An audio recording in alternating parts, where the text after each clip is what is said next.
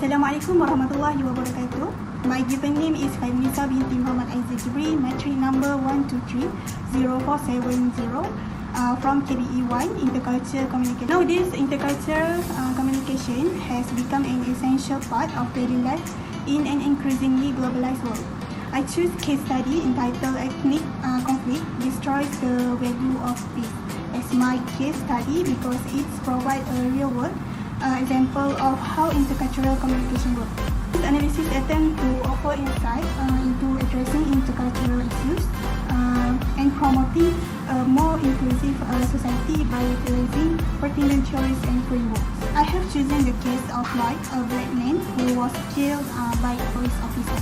On May 25, 2020, a Cup food grocery store clerk accused Floyd of using a fake $20 bill and notified the police.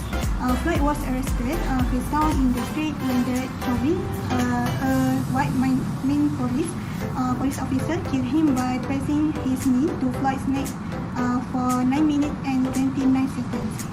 Floyd continually claimed he was having trouble breathing and is leading to death.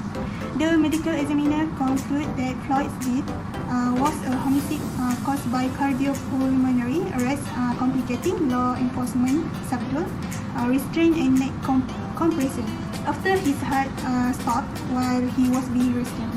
On April 20, 2021, Chauvin was accused with second-degree manslaughter, third-degree murder, and second-degree murder after being second. Chauvin was given a sentence of 22.5 years in jail by Judge Kell on June 25. The use of disproportionate force by police against black people and the absence of police accountability were the subjects of protests and riots around the world following Floyd's murder. The day after Floyd was killed, protests started in Minneapolis and spread to cities throughout all 50 states in the US as well as other countries. Following the Floyd's murder, the New York Times characterized the insane event and the widely shared film as the largest protest in the United States since the civil rights era. There were many calls for the police to be abolished and defunded. Protests became so violent in certain cities that curfew were implemented. In this case, intercultural communication is very important to build a harmonious atmosphere and create trust between people from different cultures. For this case, it have 4 barriers that found in intercultural communication.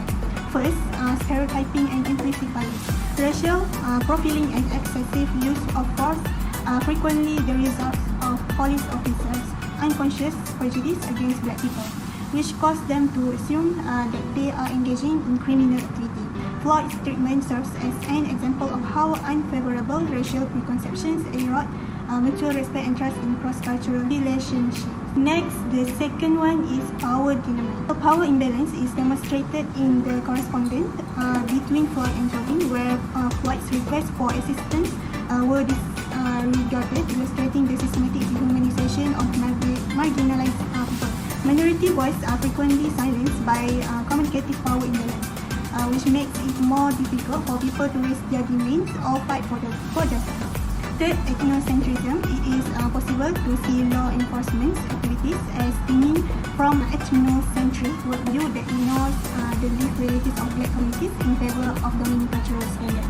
And the last one, in non-verbal communication, Chauvin showed a lack of empathy and cultural awareness by ignoring Floyd's physical fragility and obvious discomfort among other non-verbal clues during the interaction.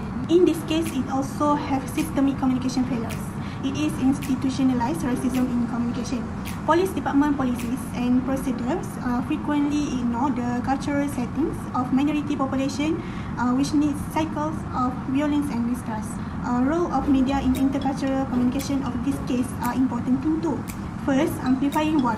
The world community was forced to face the truth of institutional racism when the widely shared video of Floyd's death became a vital instrument in removing barriers to communication. Last but not least, racial representation. Discussions concerning how black people are portrayed in the media, which frequently perpetuates stereotypes or ignores the systemic problem they confront, was sparked by the case.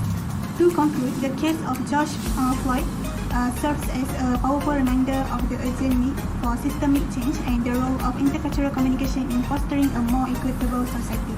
The ramifications of racial prejudice, communication obstacles, and power imbalance that sustain systematic racism were brought to light by Floyd's terrible case. Additionally, it sparked a worldview movement that promotes equality, justice, and understanding between people.